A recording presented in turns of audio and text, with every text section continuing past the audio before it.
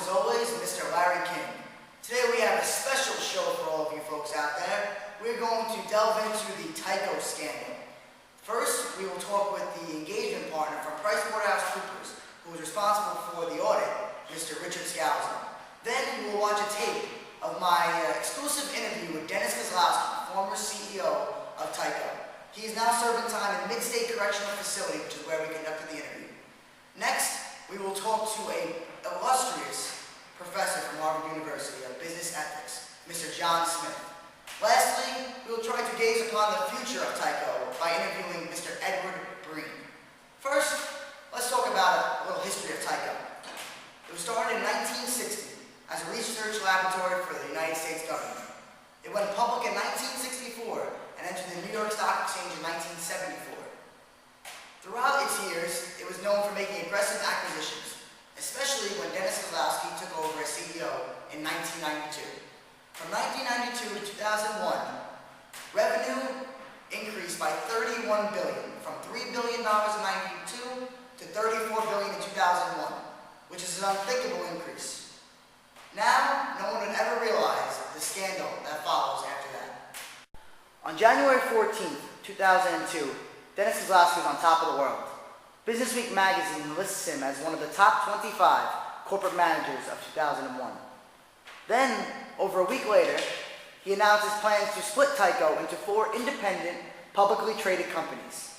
The announcement starts a slide in the price of Tyco shares. We move to January 30th, 2002, when the New York Times reports that Kozlowski and Tyco CFO Mark Schwartz sold more than 100 million of their Tyco stock the previous fiscal year, despite public statements that they rarely sold their stock. June 3rd, 2002 is where the scandal begins. Kozlowski resigns unexpectedly. As the New York Times reports, he is the subject of a sales tax evasion investigation by Manhattan District Attorney Robert Morgenthau's office. On June 4th, 2002, Morgenthau announces a criminal indictment accusing Kozlowski of conspiring to evade more than $1 million in state and city sales tax on fine art purchases. Then on September 12th, Morgenthau announces a criminal indictment accusing Kozlowski and Schwartz of enterprise corruption for allegedly stealing more than $170 million from Tyco and obtaining $430 million by fraud in the sale of company shares.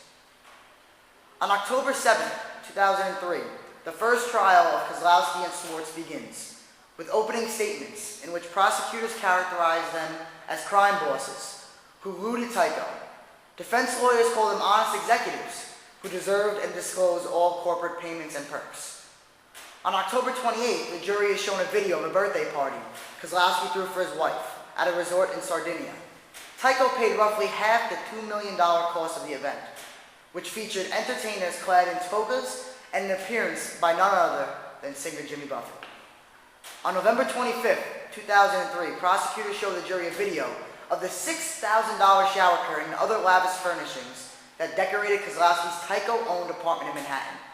Then on April 2nd, a mistrial is declared after a juror says she received a letter pressuring her to convict Kozlowski and Schwartz. Some observers said the juror, Ruth Jordan, had previously appeared to make an OK sign to defense lawyers. She subsequently denied making any gesture toward the defense team. On January 26, 2005, the second trial of Kozlowski and Schwartz begins, with opening statements in which prosecutors switch tactics to focus on money the two allegedly stole from Tyco. They do not mention Kozlowski's $6,000 shower curtain or the Sardinia birthday party for his wife. April 27th, Kozlowski, who did not testify at his first trial, takes a stand and testifies that millions of dollars in Tyco payments and perks he received had been properly authorized and disclosed. Finally, on June 7th, a Manhattan jury finds Kozlowski and Schwartz guilty of stealing more than $150 million from Tyco. They were each sentenced to 8 to 25 years in prison. Welcome back to Larry King Live. Our next guest is going to be the auditor on the engagement of Tyco. Now, was he responsible for the scandal in some way? Some might say yes. He worked for PricewaterhouseCoopers, who was responsible for kind of making sure that the financial statements that Kozlowski and Schwartz put forth were not misstated in any way. So we have Richard Scalzo here, the engagement partner from PricewaterhouseCoopers. Richard, how are you?